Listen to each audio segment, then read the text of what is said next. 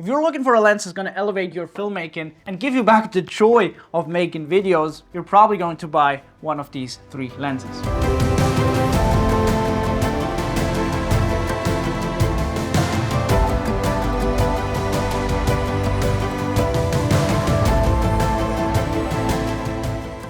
Today I'm here to test out the Blazar Remus B-Set 1.5 stretch anamorphics. And let's go test them out, see how each of them performs when it comes to sharpness, looks, flares, character. We are gonna find out right now.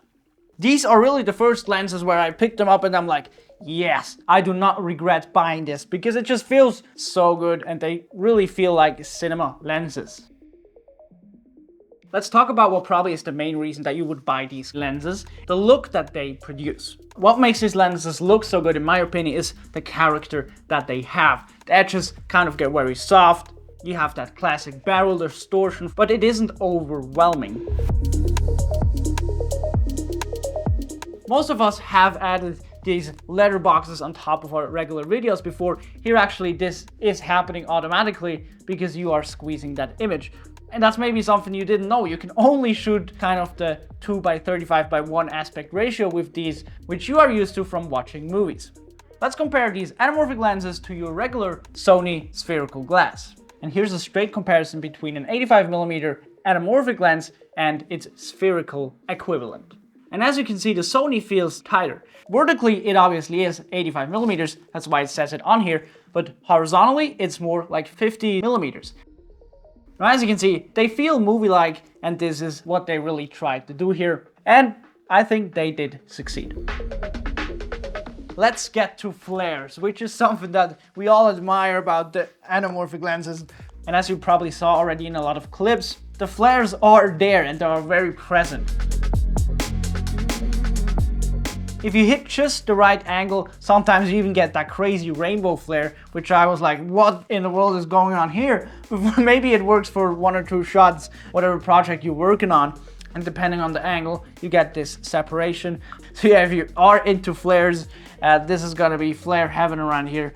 My absolute favorite shot of that day was me leaning against that tree as the sun was disappearing behind the mountains. This footage just looks so good.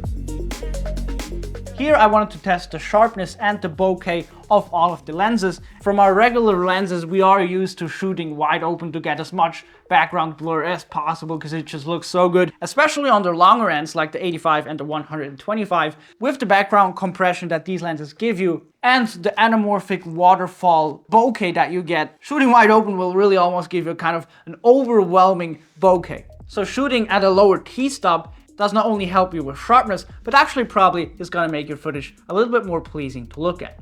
And I started off with the 50mm wide open at T2. Then I stopped it down to T4, T8, and as you can see, there still is some bokeh left, even on the 50mm. Now we're getting into bokeh heaven territory with the longer lenses here. The 85mm, in my opinion, looking the best. These were all at the exact same distance, so you can also see how they each look like. The 50mm starting at T2, which is probably going to be your best option for low light, but it is going to be a little bit on the softer side if you are shooting wide open. I'd recommend shooting here at f2.8 or higher. Then we have the 85mm, which starts at T2.8. And similar to that one, wide open at T2.8. It is a little soft, finishing off with the 125mm starting at T4. Here I too recommend stopping down to f5.6. If your goal is to get a sharp image, if you don't really care, then obviously you can shoot wide open on all of these lenses. It doesn't look terrible at all. So yeah, overall, I really like these lenses and I'm excited to test them out even more over the next couple of months. I really think these can take you a step further in your cinematography. At least I think it does it for me right now because this footage just looks so amazing. If you did enjoy, make sure to subscribe and I'll see you in the next one.